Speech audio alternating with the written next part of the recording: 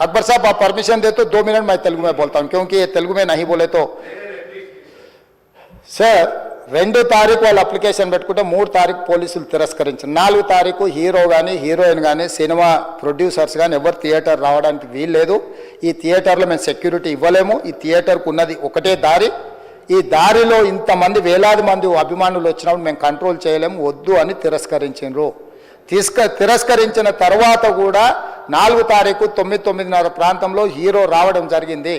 రావడం కారులో వచ్చి థియేటర్లో పోయి సినిమా తీసి మళ్ళీ కారులో వెళ్ళిపోతే పెద్దగా ఇంత ఇబ్బంది జరుగుతుండేనేమో లేదో నాకు తెలియదు.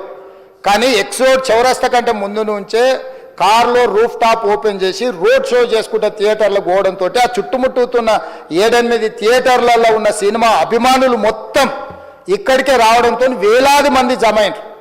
ఆ గేట్ ఒక్కసారి హీరో కారు లోపలికి పంపించడానికి ఆ ఉన్న గేటు తెరవడంతో వేలాది మంది ఒక్కటేసారి ఉప్పెనలాకు వచ్చారు. ఆ ఉప్పెనలో చనిపోయిన రేవతి, ఆమె కొడుకు, భార్య, భర్త, కూతురు వాళ్ళు అలాగైపోయి కొడుకు తల్లి ఒక పక్కన పోయి ఆ జనాల నుంచి తప్పించుకొని టికెట్ చేసుకొని ఆ తొక్కిసలాటలు హీరోను థియేటర్ లోపలికి తీసుకుపోవాలనుకున్న టైంకి అతను బండి మీద రోడ్ షో చేసి దిగేటప్పటికి వేలాది మంది హీరోను కలవడానికి చొచ్చుకొచ్చారు ముందుకు. అసలు అంటే ఈ రకమైన వాతావరణంలో అతన్ని లోపలికి తీసుకువెళ్ళాల్సిన సందర్భంలో అతను ప్రైవేట్ సెక్యూరిటీ ఇవాళ రేపు మనం ఫంక్షన్లలో బౌన్సర్లు అని మనం చూస్తూ ఉన్నాం. 50-60 మంది సరిగ్గా లెక్క తెలియదు, 50-60 అని అంటున్నారు, నెంబర్ 4 ఎక్కువ తక్కువ.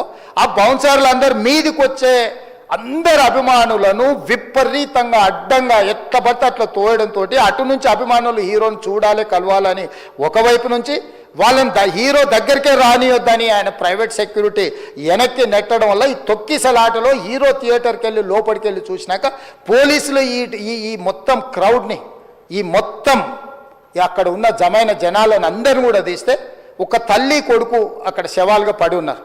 ఆ తల్లి అంత తొక్కిసలాటలు కూడా నేను ఆ వీడియో చూసిన ఆ తల్లి లోపలికి వచ్చినప్పుడు కొడుకు చేయి పట్టుకొని ఎంత జాగ్రత్తగా కొడుకుని తీసుకొని వస్తుందో తల్లి ప్రేమ ఎట్లుంటుందో అక్కడ నాకు చూసి నాకు అర్థమైంది.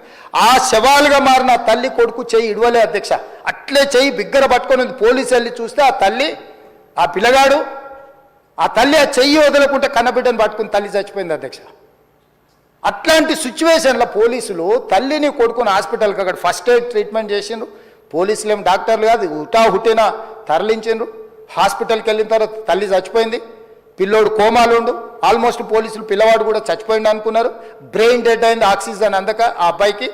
సో ఆ సిచ్యువేషన్లో వెనక్కి పోలీసులు వచ్చి హీరో గారికి విషయాన్ని తెలియజేసి హీరో గారు వెళ్ళిపోతే హీరో ఎందుకు వెళ్ళిపోవాలనుకున్నారు పోలీసులు అంటే ఇంకా వేలాది మంది అభిమానులు అక్కడనే ఉన్నారు.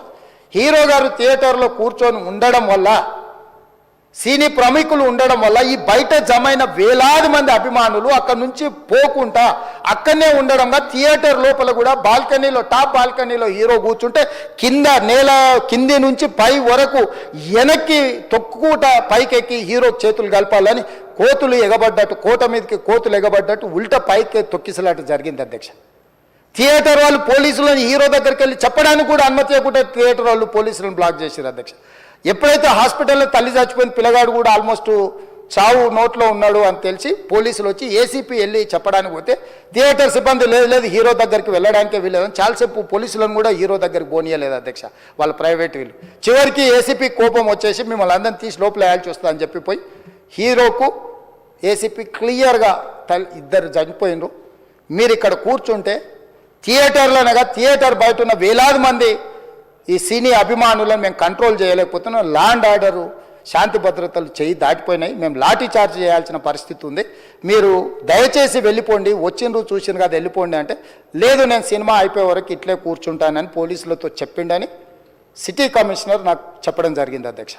అదేవిధంగా ఇంకా కంట్రోల్ కాకపోవడంతో అప్పుడు డీసీపీ పై అధికారి రంగంలో దిగి వాళ్ళ అందరినీ లోపట వాళ్ళు ఎంబడున్న అడ్డుకుంటున్న వాళ్ళను పోలీసులతో జరిపించి చక్కగా డీసీపీ పోయి హీరో గారికి బయట చనిపోయినరు, పరిస్థితి చాలా గందరగోళంగా ఉన్నది, మీరు ఇక్కడ నుంచి కదలాల్సిందే లేకపోతే మిమ్మల్ని పోలీస్ స్టేషన్కు తీసుకెళ్లాల్సిన పరిస్థితి వస్తుంది, మీరు ఇక్కడ నుంచి కదలాల్సిందే అని బలవంతంగా అతన్ని సినిమా మధ్యలో 12 గంటల సమయంలో